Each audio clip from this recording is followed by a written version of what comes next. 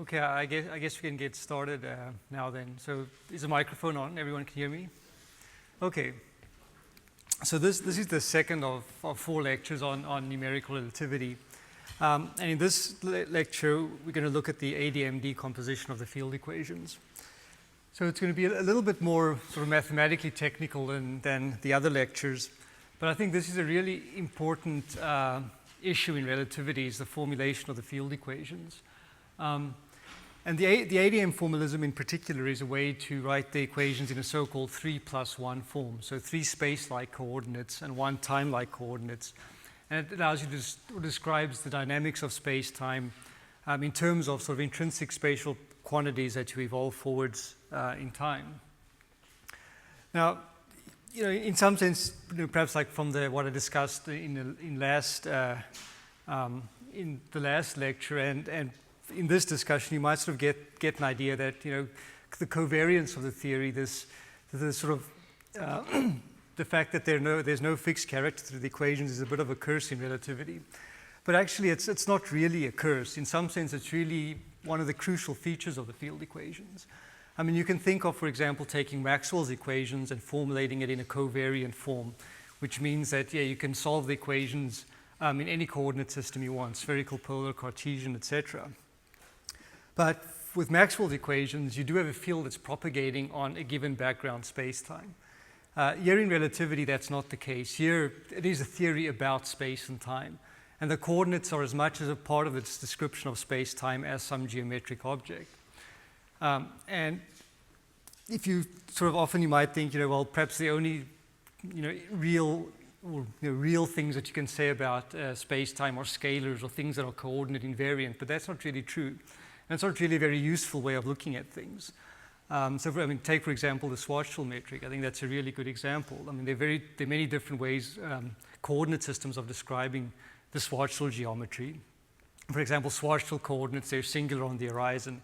But that really has some physical interpretation. For example, you're an observer some distance away from the black hole, and you want to see, well, what do things look like? How does light propagate around the black hole? What does an object look like to you as it falls into the black hole? And in that case, Schwarzschild coordinates is going to give you the physically relevant description of the space-time. If you actually want to track an object falling through the horizon, those are not good coordinates. But the point here is that the coordinates, in some sense, sort of, they really are tied part and parcel with the structure of the geometry. And so this coordinate invariance is a key feature of the theory. So we sort of, from a mathematical point of view, we have to deal with it, but it's also physically relevant and I think interesting. It gives you the kind of freedom to be able to choose coordinates in situations where interpreting what you get at the end of the day will be natural and more straightforward. So the ADM stands for Arno, Udezer, and Misner that sort of, I guess, laid the foundations for this in the early 60s. Though, as I mentioned, what I'm going to be talking about, or what I'm specifically going to be describing, and what's usually referred to as the ADM formalism, is actually sort of a slightly reformulation due to Jimmy York in the late 70s. But it's essentially what it tries to do is to try to formulate the field equations in terms of this initial boundary value problem. So general relativity is a theory of space and time. So you've got this geometry over all of space and time. But when we want to try to solve the equations in situations of interest, say a binary black hole merger or gravitational collapse, we're really thinking of, we have some moment of simultaneity on which we can specify initial conditions. And we want to say, well, how do the field equations tell us that these initial conditions are going to evolve forwards in time? So this, as I mentioned in the last lecture, that if you then, so that the field equations by themselves have no definite mathematical character, this ADM decomposition is going to give it a definite character. However, it's a little bit problematic in general. The evolution subsystem is only weakly hyperbolic, and moreover, there are these so-called constraint violating modes that are problematic. So in some sense, as a general formalism, it isn't the most useful for numerical relativity. However, it serves as the starting point for BSSN, which is a stable evolution system for binary black holes. And even for something like harmonic coordinates, even though you don't specifically do this kind of decomposition, you do use it for the initial data. As we'll show in probably lecture 4, we'll look at harmonic coordinates. But also, in harmonic coordinates, the notion of what your coordinate degrees of freedom are is not very intuitive or obvious. I think this ADM form very cleanly shows you what are gauge degrees of freedom, what you can specify as free variables and what you can't. And so even in the harmonic evolution, all the coordinate conditions that have been devised for it to date sort of make use of this ADM intuitive picture of looking at space plus time decomposition. So it really is, in some sense, sort of the backbone from which everything else stems. So I'll go over the ingredients of the ADM formalism, sort of show you the basic equations. And then for a concrete example, and also one for those of you that are interested, if you want to look at a project, we'll look at a spherically symmetric example. So an Einstein Klein-Gordon system of equations. So taking a massless scalar field, so a Klein-Gordon equation, coupling it to general relativity and looking at spherically symmetric collapse.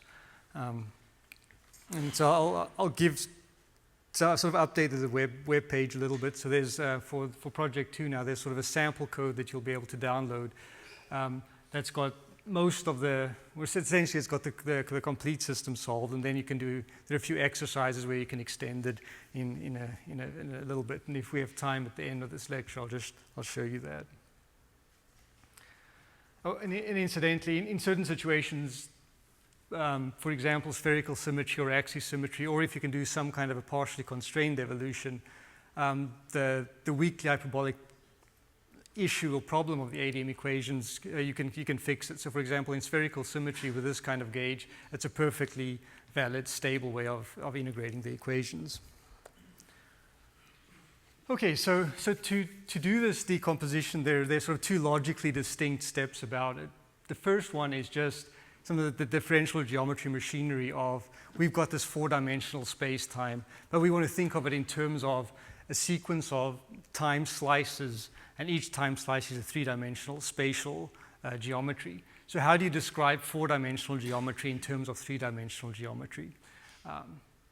So it's really just, there's no Einstein equations in that part of it. The second part of the decomposition then is say, okay, once you've got this description of the geometry in terms of 3- and 4-dimensional quantities, how can we reformulate the Einstein equations in terms of those objects, and in specifically so that we have something like an initial boundary value problem, where we don't think of the Einstein equations as constraining space and time, but that they somehow will tell us how we evolve spatial objects forwards in time. And as I mentioned before, this form of the ADM decomposition is really due to Jimmy York, and really a good source of that is an article in Sources of Gravitational Radiation, 1978. And Misner, and Wheeler has, I think, also got a very nice description of this formalism. They're not quite in this final form.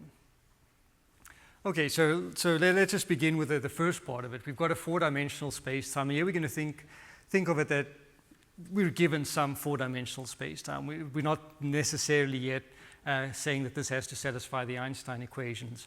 But now we want to slice this up into a 3+1 in a 3+1 fashion.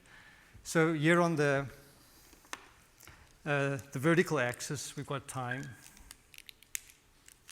Oops, there. So time is running vertically, and here are our 3 spatial coordinates, but I'm just, of course, just drawing one for convenience. And so we imagine we have this 4-dimensional geometry, but now we just want to describe it in terms of a series of space-like hypersurfaces sigma. And in each one of them, we're going to associate some moment of simultaneity, some time t. And the only restriction right now is that t is a monotonic function. So for each monotonically increasing function. So at each time t, we have a slice of the space-time, and the geometry on the slice is purely spatial. There are no time-like directions. It's all standard Euclidean geometry. So given this structure, given that we have this time function, whoops, wrong direction. Well, first of all, given that we have these hypersurfaces, the first sort of construct that we can say is that there's going to be a normal vector. At each point on each hypersurface, there's going to be a normal vector. And it's going to be a time-like vector because we've specifically split space and time up in this fashion. And for just to fix things, we're going to normalize it so that it's a unit time-like vector. Now, because we've again also chosen that this t is a monotonic sort of scalar level set function, this normal has to be proportional to the gradient of the scalar. In particular, the one form for the normal vector has to be proportional to the gradient of the time coordinate. And that constant of proportionality is called the lapse function.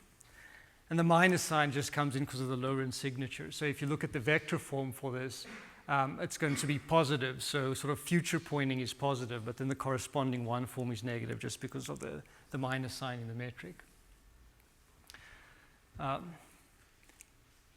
so we have this function called a lapse function, which relates the unit normal to the gradient of this time flow function.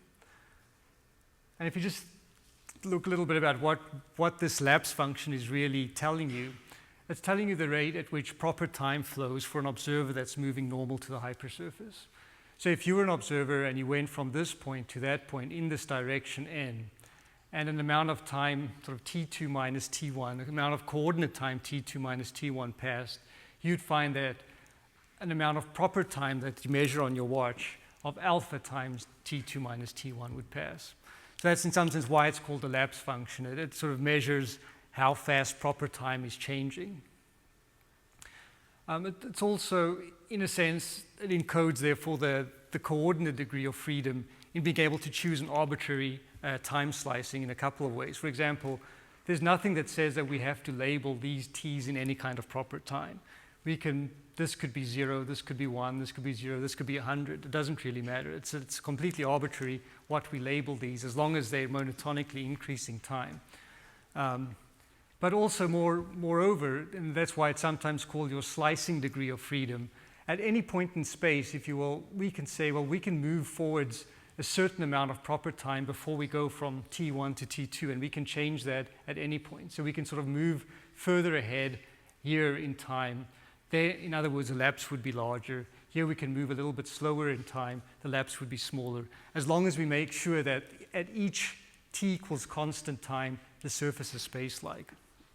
So this lapse sort of encodes the coordinate freedom in choosing the time coordinate, how we slice space-time up. Okay, so now if we think of this sort of where the spatial coordinate freedom is coming from. So now say take this point here, and on this hypersurface we now attach some spatial coordinate system x, y, z. So we have time t1 x, y, z, and now we want to move sort of in the t direction. So we want to be at that. We want to go to the next time slice and be at the same coordinate label in our spatial coordinate system. Well, there's nothing that says that you have to flow the coordinates, the spatial coordinates, in the normal direction. They can move, in some sense, the direction which is the derivative with respect to time, this vector field, can move in any direction that you want. Right, so in particular, if you're at a location here and you move from one slice to the next, what you label x, y, z, you can essentially shift it in any amount relative to what the normal vector would be. And the quantity which we sort of use to encode that sort of spatial coordinate degree of freedom is something called a shift vector.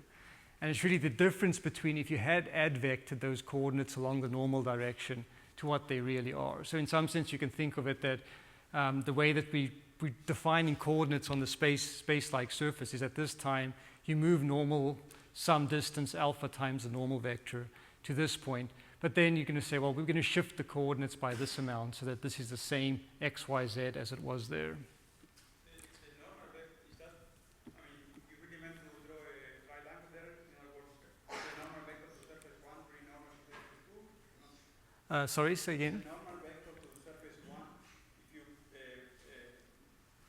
also normal to surface 2? No.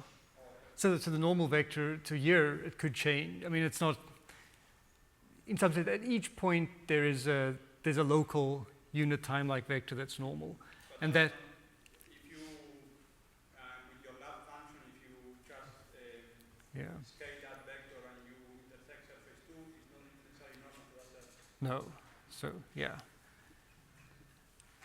right. So it can change. I mean, the shape of the surface can change, and so the normal vector is going to change. It's good, you know. In general, we're going to do it smoothly so that it's infinitesimal, but it isn't going to be the same necessarily.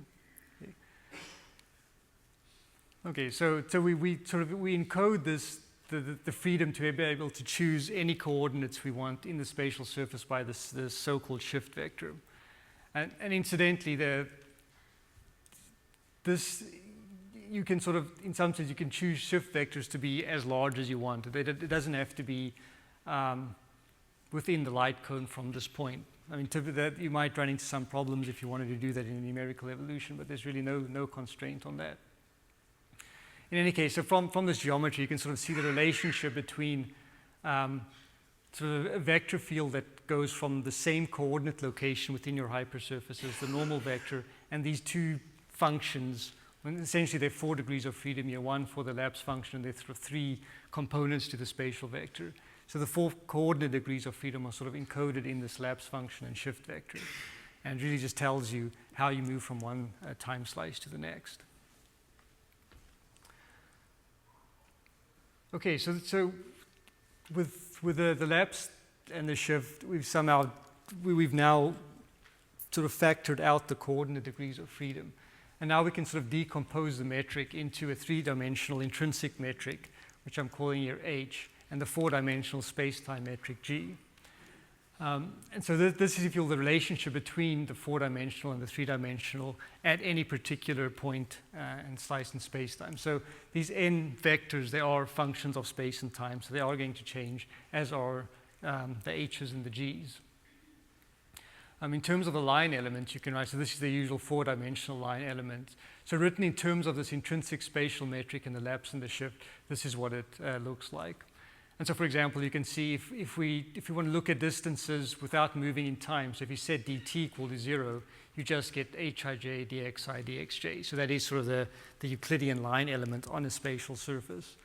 And you can see that if you can sort of undo the effects of the shift by, if you go from one time slice to the next, if you then move dx of minus beta dt, you sort of go backwards, then you're just left with alpha squared dt squared, or sort of the square of the proper time interval. Okay, so this is sort of the formal decomposition of the metric in terms of these elements. What H also then defines is sort of a projection tensor, which takes some 4-dimensional tensorial object and projects it onto a hypersurface. And the way that you do that projection, so here's sort of a general tensor object with n upstairs indices, m downstairs indices. You just contract every single one of these indices with one of the spatial metrics, and that's what defines sort of the projected tensor. And it's sort of straightforward to show that once you do this projection, this tensor is purely spatial. And by purely spatial, so the definition, an object is spatial if contraction of any one of its indices with a normal vector is 0. And so, for instance, the shift vector is spatial, as is the spatial metric. And you can sort of see it very, very straightforwardly from this expression. You contract this with the normal vector, you contract that with the space-time metric, it just lowers the index. N contracted with itself is -1, so you have n minus n. So h dot n is 0. So h is a spatial tensor. And it's also straightforward to show that with this definition of what projection is, any tensorial object, therefore, contracted with a normal is 0. So now we're sort of almost at the point where we can start applying the Einstein equation. So essentially what we're going for is we want to be able to describe space-time as a set of intrinsic spatial objects that we then evolve forwards in time. So so far we've decomposed the metric into the spatial metric and the lapse and the shift, but that turns out to not be sufficient to describe a space-time. And the one thing that we're missing is how the space-like surface is embedded in the higher dimensional space-time, or something called the extrinsic curvature, or also the second fundamental form. And the formal definition of the extrinsic curvature is just the projection of the gradient of the covariant derivative of the normal vector. And the minus sign is just the convention. And so what this diagram sort of shows you, so if you want to, so we've got the spatial surface, it's got some intrinsic metric on it. And just to sort of give you some graphic, intuitive image of why this thing might encode how this is embedded in the higher dimensional space, you can sort of see that the way that the normal vector is going to change within the surface. So we're taking the way that it changes and we're projecting it into the surface. So the way that this changes is related to how this is embedded in the higher dimensional space. So here we've got a one-dimensional line that's embedded into this two-dimensional plane. But you can see, for example, here, the change of the normal vector in this direction is positive. Here it's negative, and here it's 0. So the way that the normal vector changes within the surface is characterizing how it's embedded in the higher dimensional space. So you can just take this as the formal definition of the extrinsic curvature, but this is sort of an intuitive picture that does tell you how it's embedded in the higher dimensional space. So couple of properties. Well, first, just by definition, the extrinsic curvature is a spatial tensor. Another important property is it's symmetric.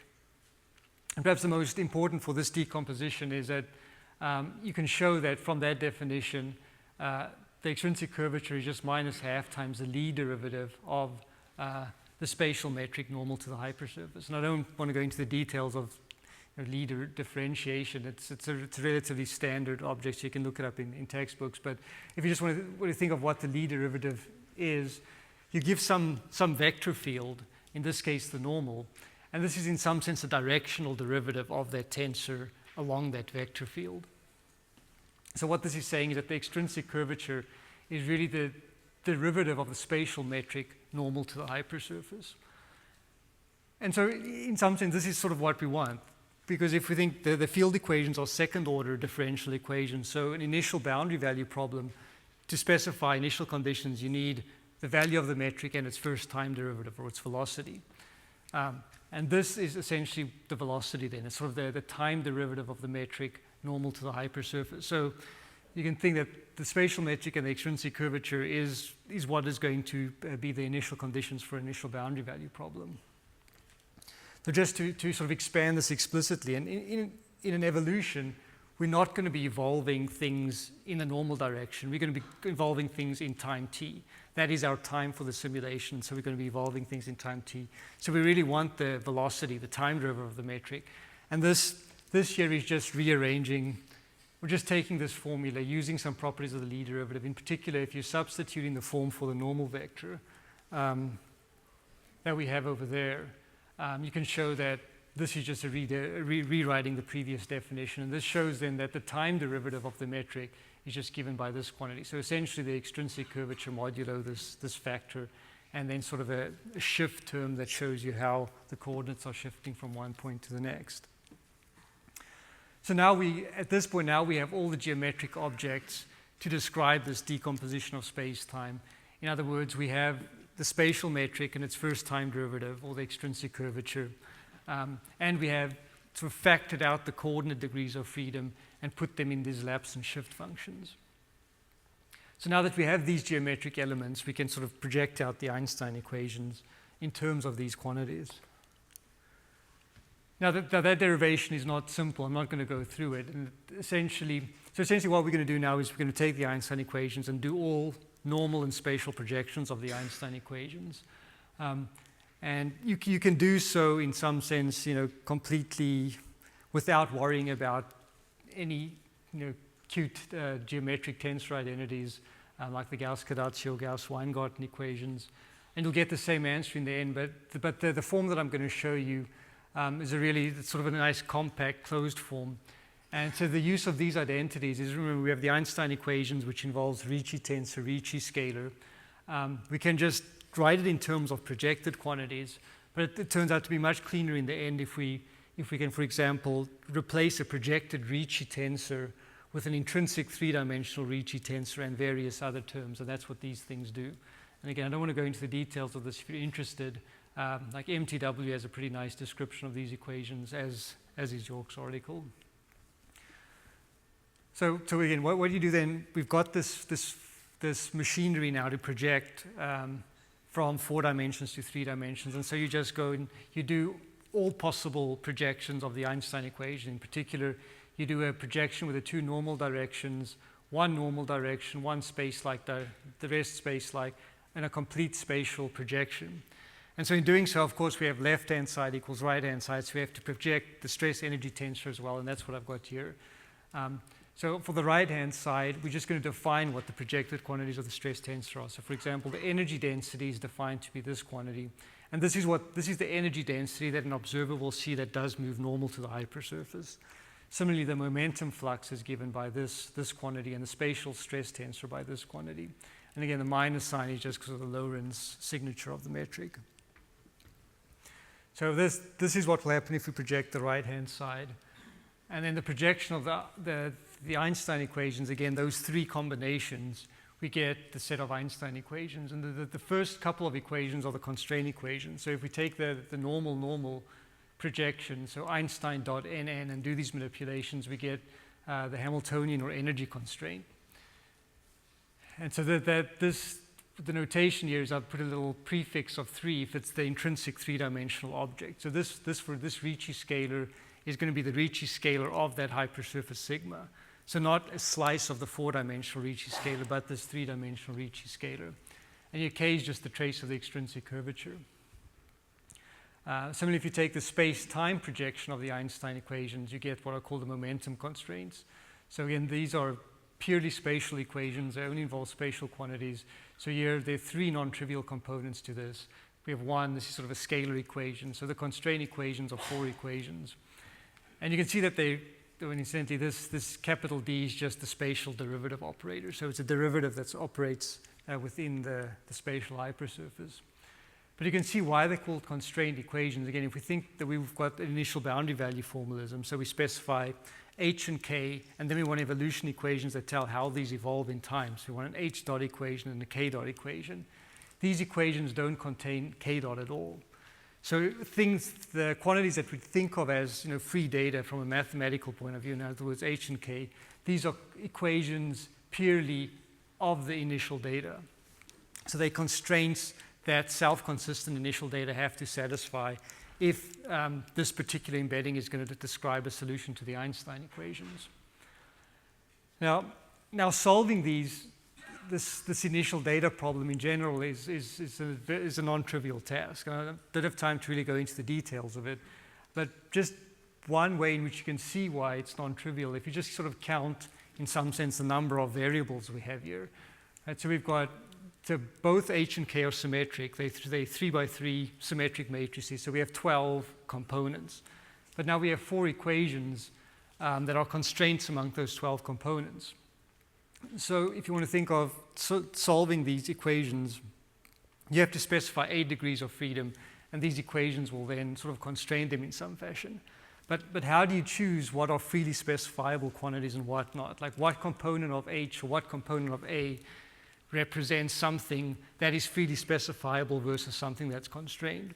And there's no rule that says how you do it, and that sort of makes this a very non-trivial problem.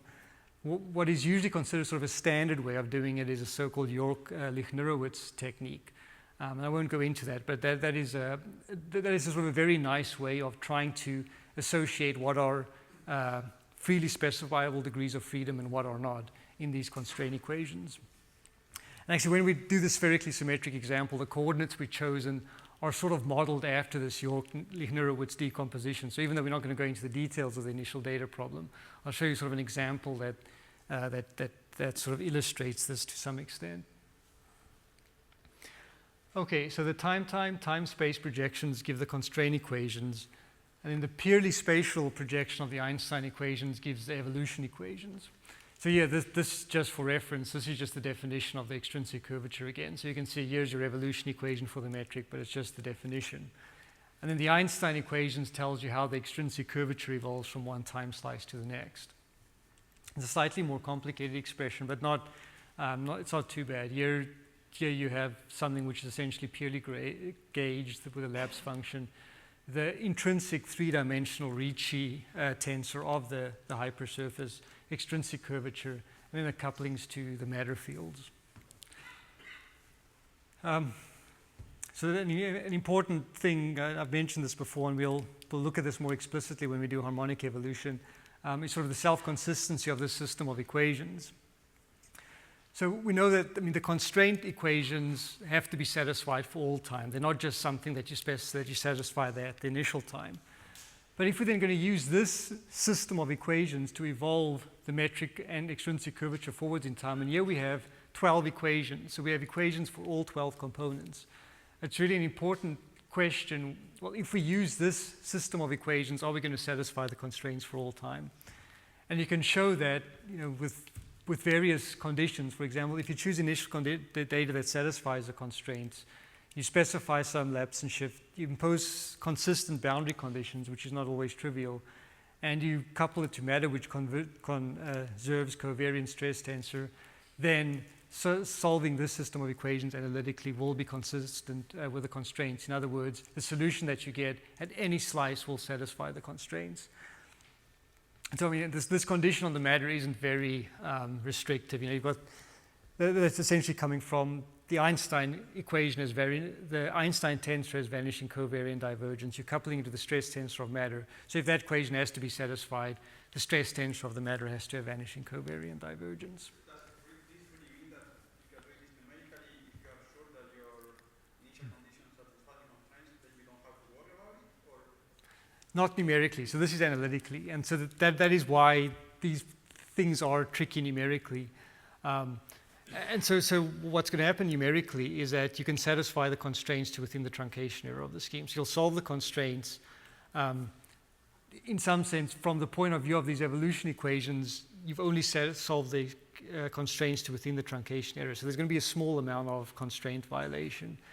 And typically what happens in the vast majority of formulations, including this in general, is that those grow exponentially with time.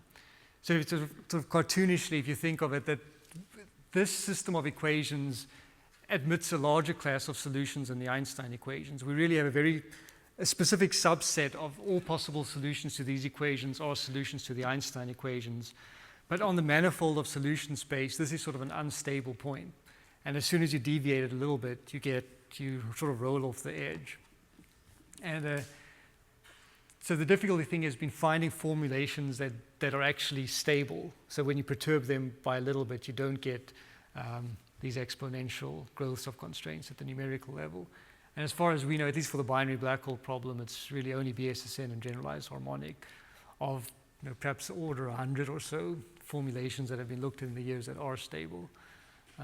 But that is a good point. One of the essential points that even though for all these formalisms you can prove this analytically, you have to worry about things which vary a little bit at the numeric level.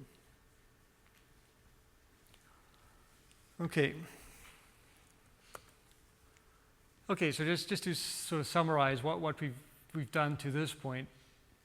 Again, as I mentioned, the field equations by themselves have no definite character. So we have used this particular space plus time slicing to try to give it a definite character. In particular, we've obtained a coupled elliptic hyperbolic system. So this is the hyperbolic system. And incidentally, in this format, at this stage, is not necessarily an elliptic system. So I've been a little bit cavalier in sort of this description. But you have to do a little bit more to actually show that is an elliptic system. Or in general, it doesn't have to be elliptic. But it again gets back to this question about what initial data is freely specifiable versus what is constrained. And the usual way of doing it, this York-Nerowitz procedure, you get an elliptic system of equations for the constraints after you do this decomposition. As we'll show in the spherically symmetric example, that's also what happens here.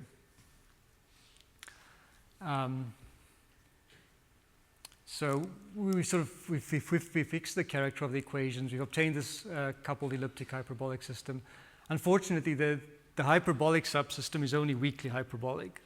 And that can be problematic in and of itself, but perhaps even more so. I mean, you can perhaps try and imagine with some clever numerics, you can try to get rid of some of the problems that might arise with that. But even more problematic is the fact that it's an unstable manifold in the sense that if you have small deviations to the constraints at the analytic level, they grow. And so the thing is, numerically, you can never get the constraints exactly zero. And as I mentioned before, things like constraint transport don't work with the field equations because of the nonlinearities. So in all, this is not, I mean, if we stopped at this point, I said, okay, let's go out and try to solve these equations. You really don't want to use this as a starting point. You want to, for example, if you want to do the BSSN formulation, from this point, you do a few additional modifications. And if we have time, I guess on the fourth lecture, so the third lecture, I want to talk about mesh refinement. And the fourth lecture, I'll talk about generalized harmonic and perhaps the BSSN if I have time.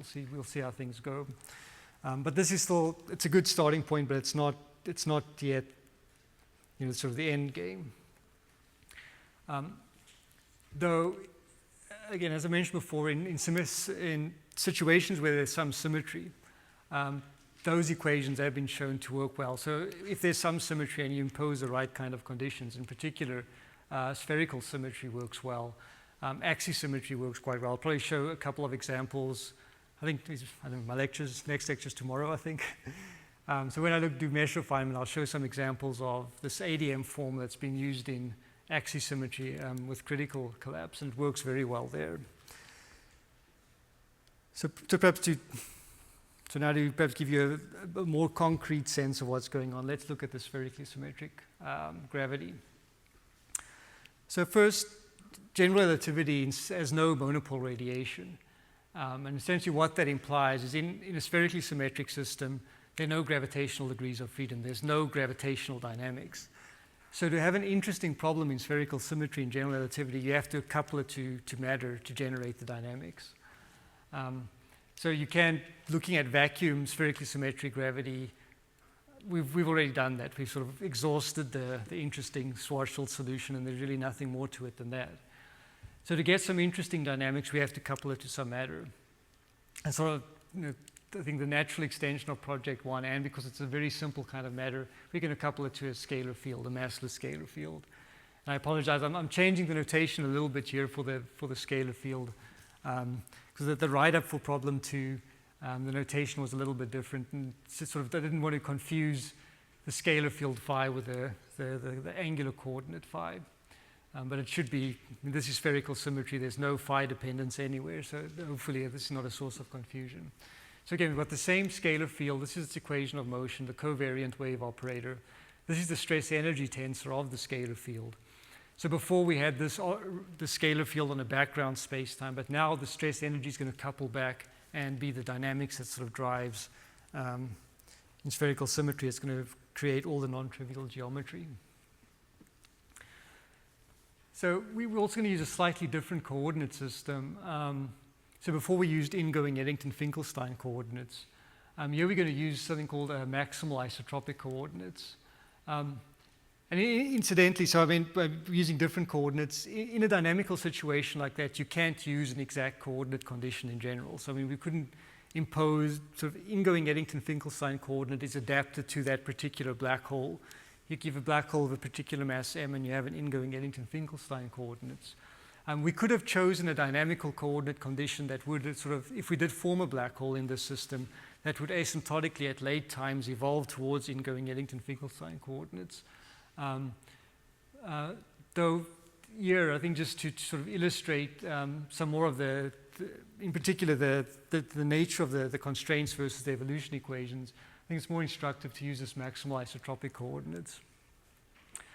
Okay, so first the isotropic part of the coordinates is what you do is you define your spatial metric to be conformally related, in this case, to a flat metric.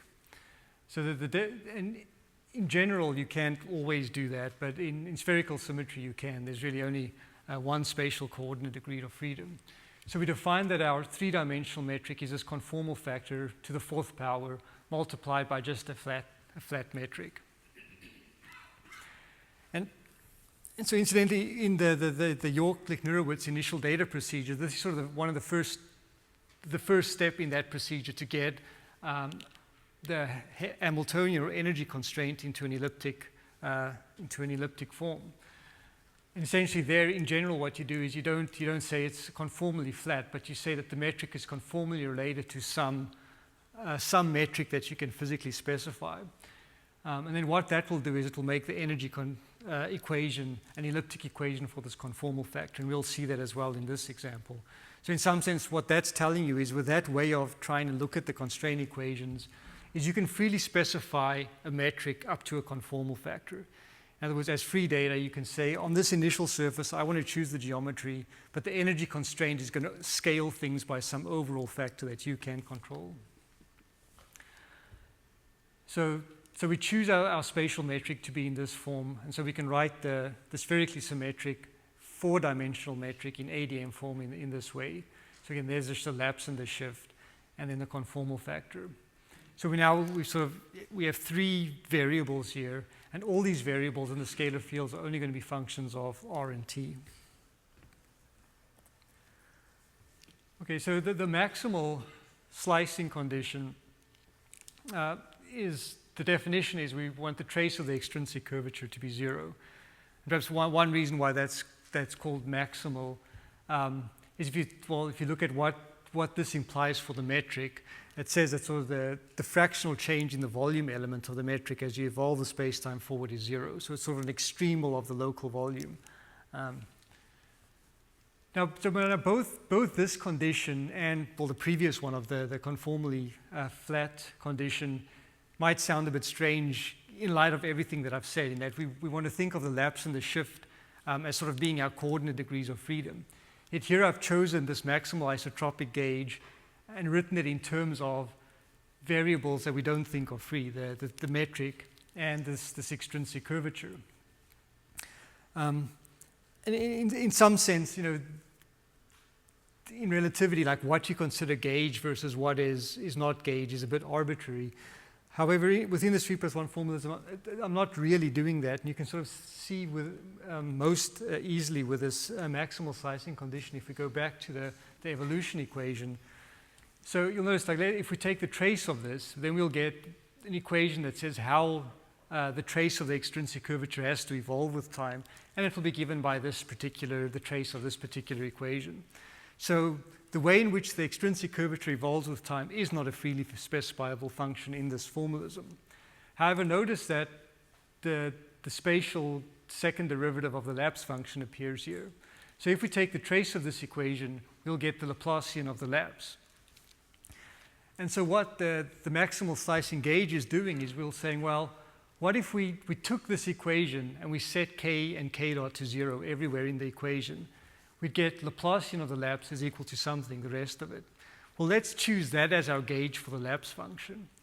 And then if we then solve for the lapse function using that gauge condition, then assuming local uniqueness in existence, that should evolve that you should get a space-time where the trace of the extrinsic curvature is 0. So in some sense, we're not really changing these equations per se, but we're choosing our lapse such that the evolution of the trace of this equation is 0 for all time. So it might sound a bit strange, but it really is consistent with the whole idea of the lapse and the shift being gauge conditions. Now, the other thing that we're going to be doing a little bit different. So at this point, we could say, okay, now let's take these conditions. Let's look at the ADM equations in terms of these variables. Though the one thing that we have not yet sort of done properly is the momentum constraint. And so the way that we're going to do it here is, if you think about, okay, in spherical symmetry, there are going to be 2 non-trivial components to the extrinsic curvature, but we've imposed this condition that k is equal to 0. So it turns out there's really only one non-trivial component left over to the extrinsic curvature. And it's going to be most convenient then if we say, well, let's just not worry about the extrinsic curvature. Let's take the definition of that component of the extrinsic curvature and just substitute it back into the ADM equations. And what that will do is it will convert the momentum constraint into an elliptic equation for the shift vector. And incidentally, that's sort of what you do with this York-Nikolowitz procedure for the extrinsic curvature as well. You decompose it into sort of what you sort of call gravitational wave degrees of freedom and other degrees of freedom. So you can specify the gravitational wave degrees of freedom, and you arrive at elliptic equations for these other degrees of freedom. And in this spherically symmetric system, that other degree of freedom that you can specify that's constrained by the momentum constraint is just the shift vector, essentially. Okay, so doing all of this, these are the equations that we get. So don't worry about the details too much. I just wanted to show. So first of all, for the matter variables, as with project one, we're going to convert them to first order. So we're going to define this variable c to be the spatial gradient of the scalar field, this capital pi to essentially be the time gradient, but factoring out those factors so that the wave equation is simple.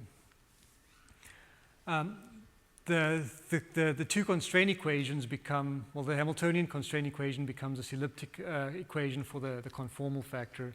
And then there's all these lower order, nonlinear and coupled terms, and then the matter source terms. So in particular, if you don't have any matter in the space-time, then a consistent solution to this will be the shift vector is 0 and the conformal factor is a constant, and it's usually chosen to be 1. Similarly, with the momentum constraint, you've got an elliptic equation for the shift vector. These are the lower order couplings between the various components. And again, if you have no matter in the space-time, this vanishes, and the consistent equation is that the shift vector is 0. The slicing condition is this elliptic equation for the lapse function, again with all the couplings.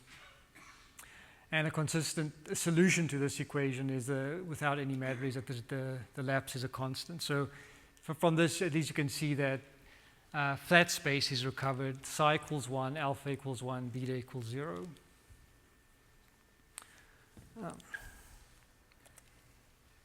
So again, the evolution equation, so we could have substituted and get sort of a k dot equation.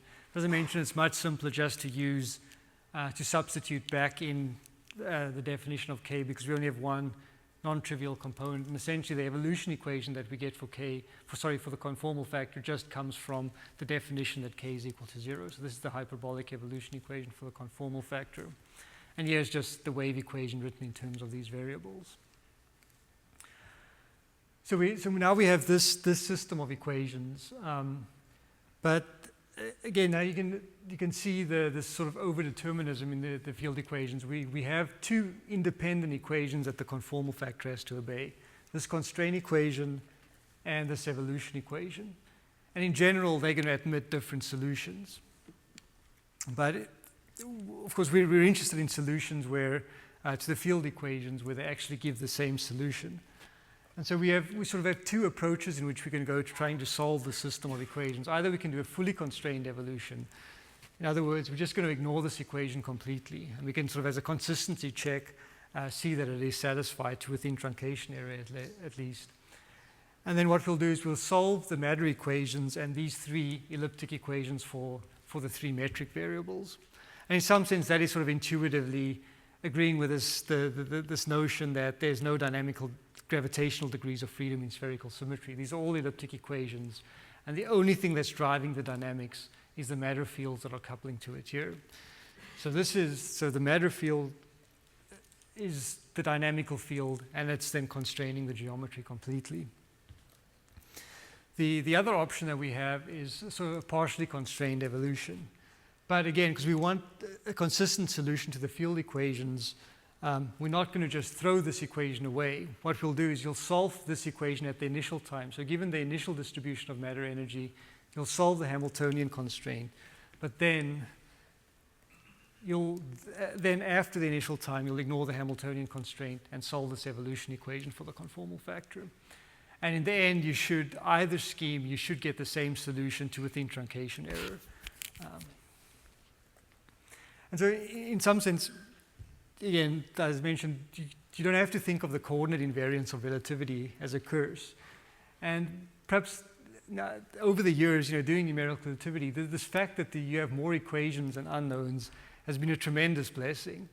Because whatever technique you use, at the end of the day, you've got a very non-trivial test to see that you've got the right solution at the end of the day.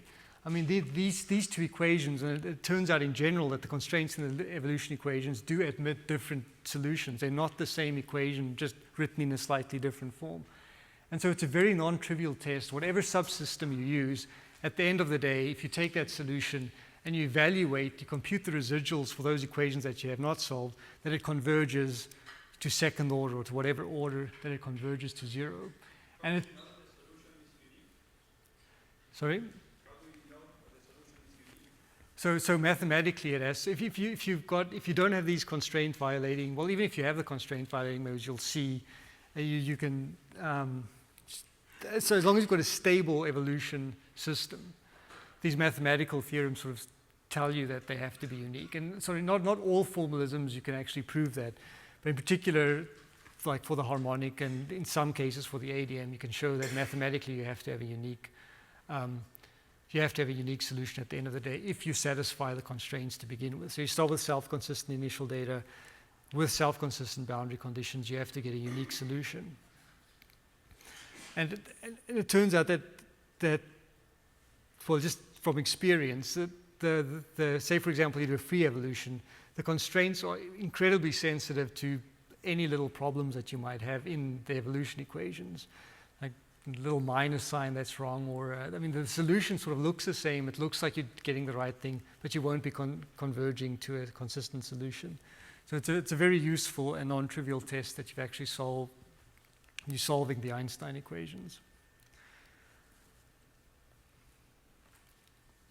Okay, so so this sort of just saying again what I've said before, but the one thing which I haven't really spoken much about yet, and which is really a big topic in its own, is the issue of boundary conditions. And you'll see with this example, for instance, it's not easy, even in spherical symmetry, to impose self-consistent boundary conditions. In other words, for example, what conditions are you going to impose on this hyperbolic equation so that it's actually consistent with what you would have gotten if you had a constrained evolution? And it's going to turn out with it, sort of the mathematically stable and easy boundary conditions, they are going to be inconsistent to some order. In particular, you'll find if our outer boundary is at some R, some capital R, there's typically going to be inconsistency that's of this order. And here it's not much of a problem. You just put your outer boundary sufficiently far away that the error is within bound. But in general, that could be a real, getting sort of consistent boundary conditions is not a trivial thing. Oh, and incidentally, so this thing sort of in terms of a free evolution, but we're going to start with initial data that is regular. So we're not going to have a black hole to begin with. We're going to have a scalar field. We're going to look at gravitational collapse and then black hole formation. In the sample code that I've given you, that's all that's in the code. So one of the suggested projects is to include excision so that when a black hole forms, you can actually evolve past that time. So with these coordinates, right around at the time that a black hole forms, probably just afterwards, things will start to become singular. You won't be able to solve the equations, and you'll really run into a singularity. And if you want to evolve beyond that point, you need excision. And it turns out that if you want to do excision, even if you use a fully constrained evolution scheme, once you do excision, you have no freedom anymore on what boundary conditions you can place for the conformal factor, and you actually have to use the evolution equations to tell you what the boundary conditions are for the Hamiltonian constraint if you want a self-consistent solution. That's just sort of a side comment there. Okay, so let's talk a little bit about boundary conditions here. I'll talk more about this with generalized harmonic. But in this case, there are sort of two classes of boundaries. And if you think one is the real physical boundary condition, because if you imagine that this is the space-time that we're evolving, so it's spherically symmetric, but we've got the spherical volume of space-time. And we want to know what the structure of space-time is going to be inside this as a scalar field collapses, etc. So physically, we really only have one boundary. This R equals capital R. The point R equals 0 is not a boundary in this physical setup. So that's actually going to be a different kind of condition. So the only boundary condition that we actually can impose is at the outer boundary at R equals R. And so what we're going to impose is that for the metric, we want the space-time to be asymptotically flat. So we wanted to approach Minkowski space as we go sufficiently far away from the strong field regime. And in terms of these variables, this is essentially the asymptotically flat condition. In other words, as we go to sufficiently large radii, we want to approach Minkowski coordinates a Minkowski space in these coordinates. Shouldn't it be a Schwarzschild solution instead of Minkowski space like distance? So at r equals infinity, Minkowski space, but at some finite distance, you're generally going to have some non-trivial values, and this will be proportional to the mass. So if you do form a black hole, then you will have some non-zero A naught, B naught, and C naught. But for example, if you don't form a black hole, the scalar field will disperse, and eventually you'll have empty flat space inside. So generically, here the boundary conditions, it's going to be Minkowski plus terms of order 1 over r. So at some finite radius, you want to impose these as boundary conditions. And the way that you do that for a particular field, there are many ways you can sort of imagine imposing it. But one sort of straightforward way, say, for example, with a conformal factor, take the spatial, or the radial derivative of this thing, you'll get minus A naught over r squared.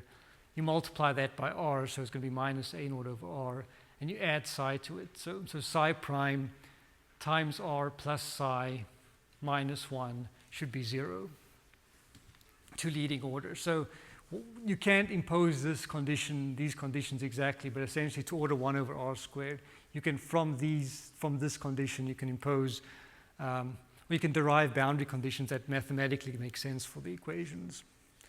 And for the scalar field, as in the project 1, you can just put approximate outgoing radiation conditions. So just perhaps another side comment about boundary conditions in relativity. So I mentioned before, it's in general difficult to choose boundary conditions that are consistent within the field equation. On the other hand, it's even more challenging and in fact probably impossible to place boundary conditions that are physically correct to arbitrary accuracy. So if you imagine we've got our boundary at some finite distance and we say, well, okay, if there's scalar field energy that leaves a boundary, we want it to leave the domain. But that's not what will really happen in a space-time. Because of the curved space-time, there's going to be backscattering off the scalar field. And so if you sort of evolve things over the entire space-time, you say, well, what's happening at some imaginary boundary at a finite radius? Yes, most of the energy is going to leave that boundary, but some of it's going to be scattering back, and you always have energy sort of leaking back inwards. So choosing a boundary condition where there's no radiation that's coming in is not physically consistent. But the error is small. Again, it's going to go like something like 1 over r squared. And because there's absolutely no way in which you can really account for this backscattering in general, that's sort of an approximation that you have to deal with if you want to place boundaries at some finite radius. Okay, so at r equals 0, so in our equations, r equals 0 is a boundary for the equations, but as I argued, this isn't really a physical boundary. There's nothing special about that point. So what we do at r equals 0 is we impose regularity conditions, which is essentially a condition that says that is not a boundary. Because if you look at the structure of the equations, you'll notice that there are 1 over r terms that appear. So formally, the equations are going singular at r equals 0, and there certainly are solutions that are singular at r equals 0 to the system of equations. But in particular, so we're not talking about geometric singularity. So in situations where singularity in the metric has not yet formed, so the space-time is perfectly regular, we want solutions to these equations which are perfectly regular.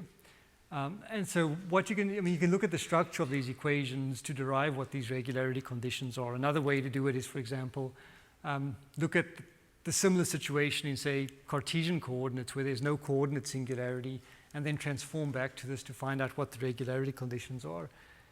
Essentially, if you do that, what you'll find, and you'll find this quite generally for coordinates where there's some coordinate singularity. You'll find that some function, whether it's alpha, psi, or beta, or the meta variables, will either have an even or odd expansion about that singular point. So for example, if it's an even function, typically there'll be some constant or here time-dependent constant, and then an even power series in R. For the functions that are odd, it will be this odd Taylor expansion in R. And so to enforce these regularity conditions, you don't know what these time-dependent functions are, but for example, if the function is even, you know that the spatial derivative has to be 0. So for those functions, you impose a Neumann condition. For functions that are odd, you impose a Dirichlet condition. And in this system, alpha, pi, and psi have Neumann conditions, and beta and xc have Dirichlet conditions. And if you want to go back to the equation, you can sort of see how that will work. For example, this term is problematic, but if beta did have a Dirichlet condition, then it would cancel that power of 1 over r. That doesn't, just looking at that term doesn't necessarily show that beta has to be, but I think you can see that if you then, you can convince yourself that these are the correct regularity conditions, so that r equals 0 isn't a boundary. It really is just an artificial boundary imposed by our coordinate system. Okay, so again, so the goal of project 2 will be to sort of explore the system of equations, and the handout on the web page, sort of it explains things in a little bit more detail than what I've done here. So if you want to get more details, you can read that. And it actually explains sort of the project if you wanted to solve the system of equations, from scratch. However, so this was originally used as a summer school I taught at last year in China, sort of a 10-day summer school.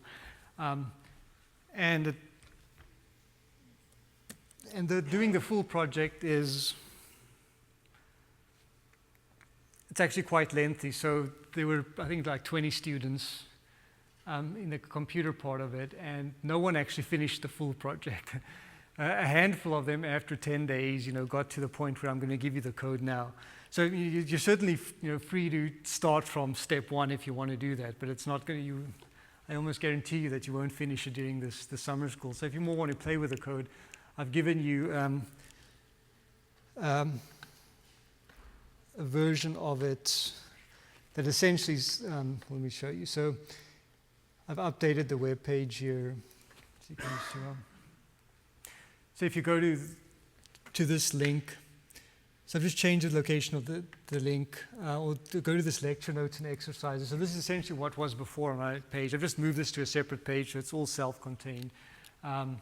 This is, as I do the lecture notes, I'll make them available if you want them for reference. So the first two lectures are online. This is the first project. And so for the second project, this is the handout that I was just talking about. So this describes this full system. Let's see.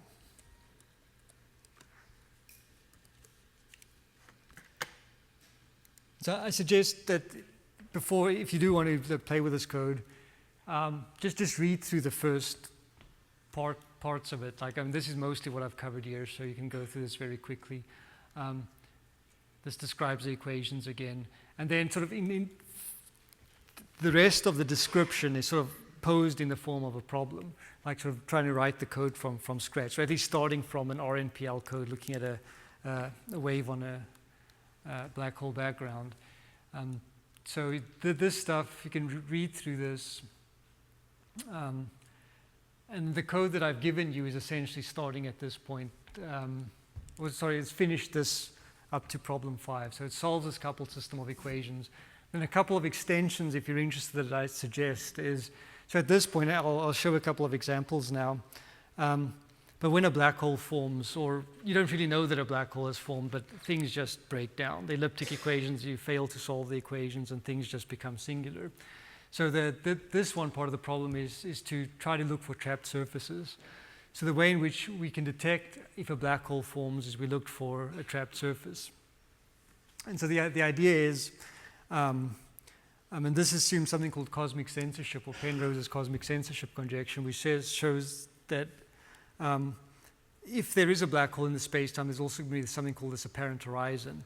And in spherical symmetry, you can think of it, you've got some sphere of radius r, and just shine light outwards in all directions from that sphere. If the surface is trapped, even though the light is formally going outwards, the area of the wavefront is going to decrease. So it's an outgoing sphere of light that's actually decreasing in area, and that's a trapped surface. And that is sort of the hallmark of a black hole. So the idea, one extension would be to actually search for these trapped surfaces and see if you can find black hole formation. And then a second extension would be to add excision so that you can evolve things past black hole formation. So this describes in a bit more detail about this notion of trapped surfaces. And then I'll explain critical phenomena a little bit tomorrow when I give an example of that. But you can sort of take this wherever, as far as you want to go. So let me just show you just some examples with this. So you can download this code. Oops. As a star file. And it uses the same environment variables and setup as the wave example. So if you've got that to work, this should work without problems. All right, so Einstein massless Klein-Gordon up to problem 5. So the one thing that's a little bit different from the previous, from project 1, that there was a component of that that demonstrated how you might add extensions to RNPL. As I mentioned, RNPL is a really nice sort of language if you just want to solve hyperbolic equations, but it doesn't really have any mechanism to solve elliptic equations. Now, of course, in this system, we have to solve elliptic equations, but it does offer a mechanism where you can incorporate little code segments that do custom routines, and that's what is done here. So, in particular, this elliptics.inc is a little Fortran sort of subroutine, set of Fortran routines that solve the momentum constraints and the Hamiltonian constraint and the slicing condition using LAPACK. So in spherical symmetry, those elliptic equations, at least in the linearized level, so again, this is sort of a Newton-type relaxation to solve them, but at least at one linearized level, you've just got a tri-diagonal system, or three bands at most, depending on the boundary condition. So you can very efficiently solve it using matrix techniques. And the LAPACK routines have some very nicely, that's really done for you with the LAPACK routine. So that's what this does. And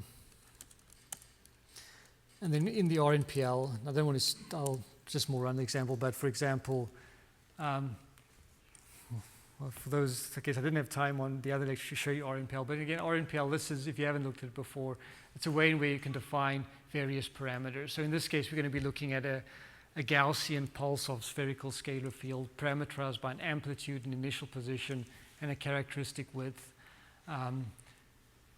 As I mentioned before, it's useful to have Kreis-Holliger dissipation. So in RNPL, you give the default parameters. At runtime, you can modify them. You define your grid functions. You define your domains. We're going to have a coordinates R and T going from 0 to some R max. You define your difference operators. This is difference using a Crank-Nicholson style. So we're going to average things in time, a 2-time level scheme. Define your various operators. This is the Kreis-Holliger style dissipation. You define your grid functions, and then you write your residual statements at each location on the grid. So for example, for the evolution equation, so this is the wave equation, so pi dot. It's a Neumann condition at r equal to 0. And then in the interior, this is just the wave equation with the dissipation added. So this is how you define your equations in RNPL. And then you tell it in like what order first to initialize the equations and then how to update it. So we're telling it here that using those residual statements, it can solve for all the evolution equations that have, but then it should generate this separate routine with this little code stub that will solve the elliptics for us, and these are the variables that it needs. So this is sort of just the mechanism by which you can add extensions, in this case, to solve elliptic equations. So if you've set up your environment variables to compile the spherically symmetric code, it should work exactly the same with this code. So RNPL has now produced all these little Fortran code segments. You can have it produce C or Fortran. Just for convenience, I always use Fortran. And then it makes these two executables. One is in it, which solves the initial conditions, and then this code which calls the evolution equations. And if you only call the evolution equation routine, it will first call the initialization for you, so you don't have to do it separately. And I've also included a couple of example parameter files. So in this initial data file, before I showed you the declaration of the parameters in the RNPL and with defaults, but in this initial parameter file, you can overwrite them with whatever you want. So here's an example which is sort of weak field. So this is not going to form a black hole. So I'm specifying the amplitude of 0.02, whatever geometric units. It doesn't necessarily matter. This pulse is going to be at a radius of 20 with a characteristic width of 5, and it's going to be mostly ingoing initially. Run for 2,000 time steps, output every 16 time steps. This is an iterative solver. Again, as mentioned, the RNPL does this Newton-Gauss-Seidel relaxation. These are the parameters for that. So telling it to solve the equations to within 10 to the minus 8, taking a maximum of 40 steps. Similarly, for the elliptic equations, I've got a Newton step in there, and those are parameters that I've defined for the Newton iteration. Here we're defining the domain, so we're saying that this is going from 0 to R max of 50, 256 grid points, and then a couple of other parameters, the CFL condition and this Kreis-Oliger dissipation.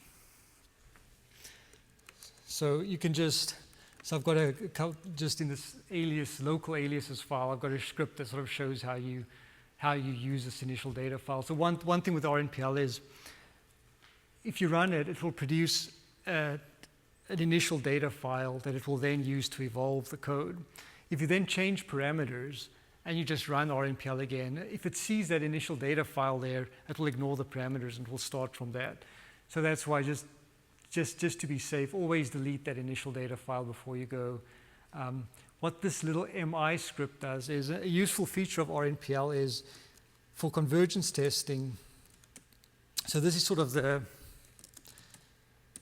if you will, the base parameter. So I want this to be the coarsest grid, 256 grid points. Now if you want to convergence test, you want to run it, say, twice the resolution, 4 times the resolution. It's got this parameter level that you can tell it. So this would be level 0. So you set level to 1, it will automatically scale the problem by a factor of 2. If you set it to level equals 2, it will automatically scale things by a factor of 4. And so these,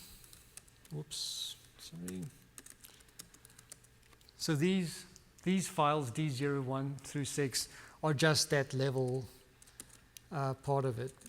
And so what the MI script does is just concatenate the initial data file with whatever particular level or resolution you want. And so so this is just a little convenient alias, do it. So let's just run the level 0 thing.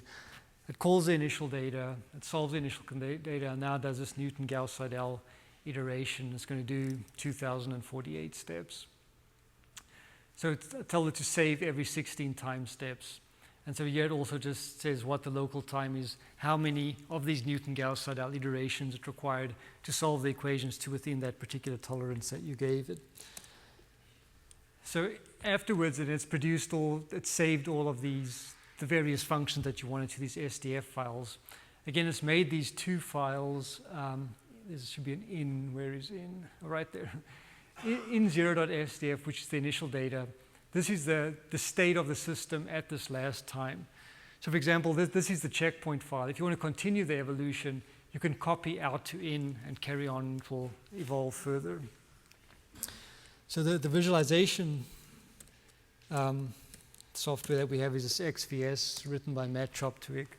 And it sort of uses this SDF format, so it's convenient. I mean, SDF is relatively simple, and so it's easy to convert it to other formats, and several people have written conversion software. In particular, Matt Anderson has written many conversions from SDF to other formats, but just for these purposes, the SDF is useful. So one command, you can load it from there, but it's just easier to stream them directly to the visualization server. So let's just look at all of these functions. Okay, so here we have all of the functions that we're evolving at t equals 0. So again, this is the scalar field profile. You see it's a Gaussian pulse. The domain goes from 0 to 50, and so it tries to automatically scale each one to the global range of the variables. This is a spatial derivative of that. This is a temporal derivative. And because we've given it this time derivative, it's going to be an approximately ingoing pulse. The solution to the initial data problem, so the lapse, the shift, and the conformal factor is as follows. So they've both 1 at r equals 0. Sort of well, 1 plus a little bit, and then it decays 1 over r to infinity. The shift vector starts at 0, it grows a little bit and decays. This is sort of your mass aspect. So what this it's described more in the handout, but essentially at any point especially in spherical symmetry, you can unambiguously define the total gravitational mass interior to some sphere of radius r, and this is what this mass function shows. So for example, at r equals 0, there's no mass inside. So the scalar field, here we can see it's sort of a shell, a Gaussian shell of energy. So inside is flat space by Birkhoff's theorem. Outside, it's going to be a Schwarzschild-like space-time. And the effective mass parameter of that looks like this. So interior to the extent of the shell, it's a flat space. Then the mass grows to some final value. So this was a free evolution.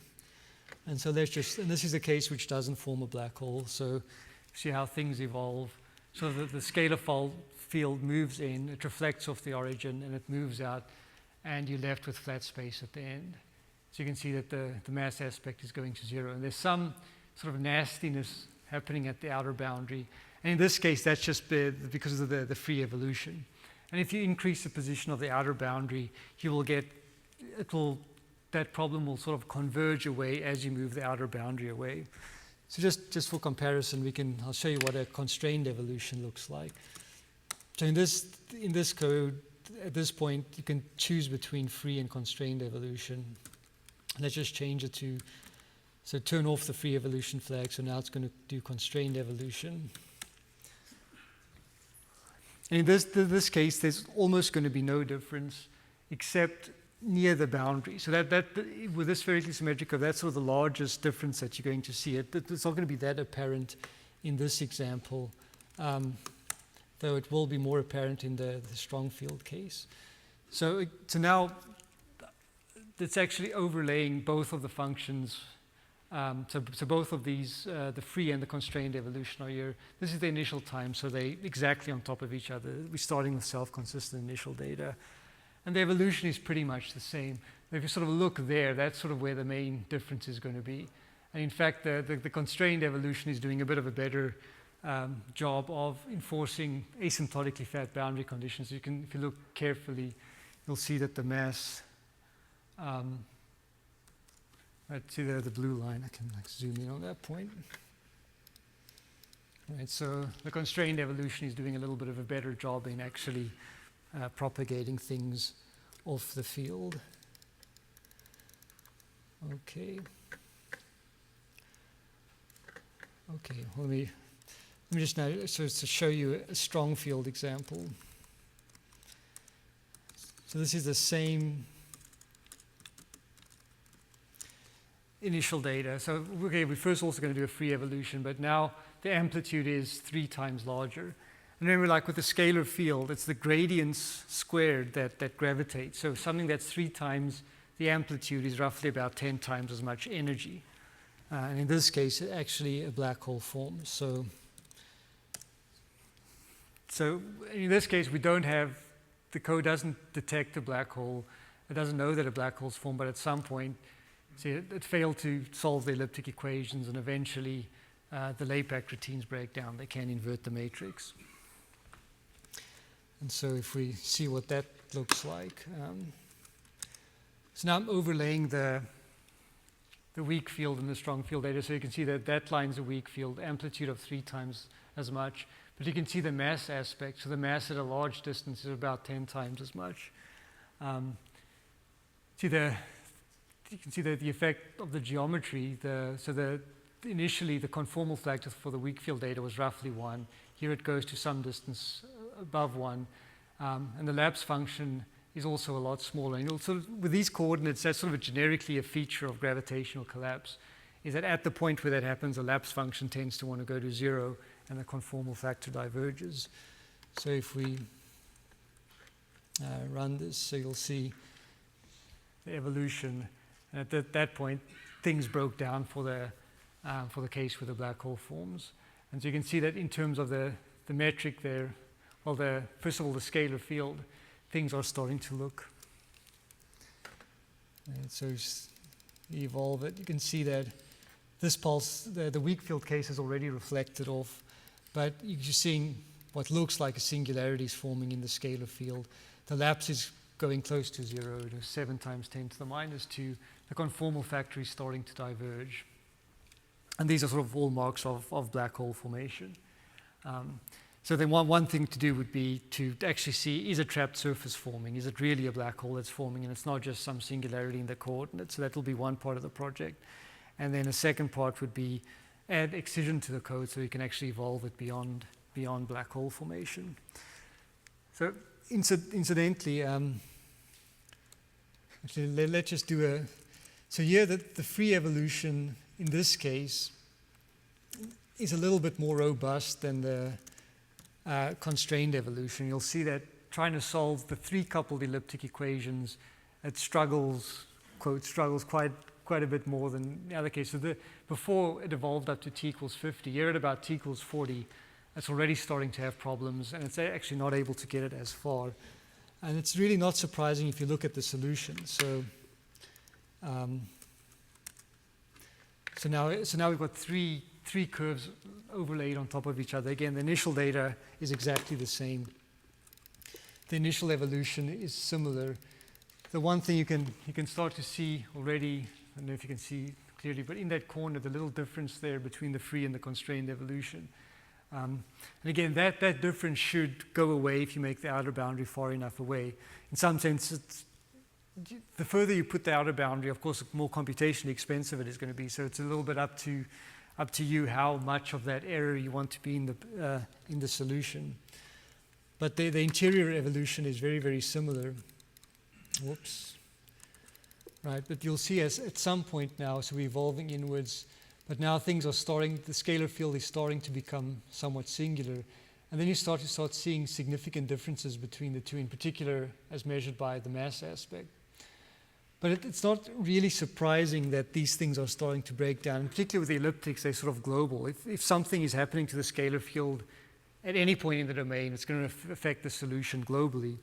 And if you look at the solution here, say the time derivative or the spatial derivative, it's not really very smooth at all. Looks like you can't see it very well here, but there are not very many points that are resolving the scalar field pulse. And an interesting thing is, like Jim was sort of showing examples with the high resolution shock capturing methods. And a hallmark of a really good scheme was at a location of a shock, if you looked at the discontinuity and there were 1 or 2 grid points there. But here it's completely the opposite. These are smooth functions. If something happens where you can start to see grid points over some significant variation of the function, you shouldn't trust the solution at all, because these aren't supposed to be shocks, they're supposed to be smooth. And I think in some sense, when this starts to happen, eventually, it doesn't matter how much resolution you add, you're not going to be resolving things, because the field is actually becoming singular. And that's really why the elliptic equations are failing. So like my former advisor, Matt Choptik, was saying, so you can't see it very clearly on this example, but he never considered a solution to be resolved, except when he looked at it with XVS and he couldn't see any lines between the points. Perhaps I can zoom it up, right? So you can see the various points and lines between them. So by his criteria, this is completely under-resolved. You just want a solid mesh of points there.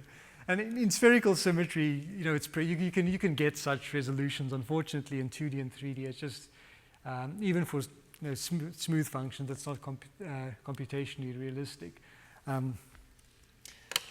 But that is in some sense a good rule of thumb. So you can see it. So there, that point vanishes. The fully constrained scheme failed, but this is still becoming more and more singular. And eventually, even the free evolution scales. But with a function which is supposed to be smooth, it's not supposed to have discontinuities. You can imagine this is not resolved at all. And the solution here is going to be dominated by truncation errors, so which is sort of why you don't really want to trust it at that point. Okay. Yeah, so that's really all that I wanted to show you. We only got a couple of minutes left, so I think it's fine to stop now. Unless there are any questions about this or... Okay, well, thank you.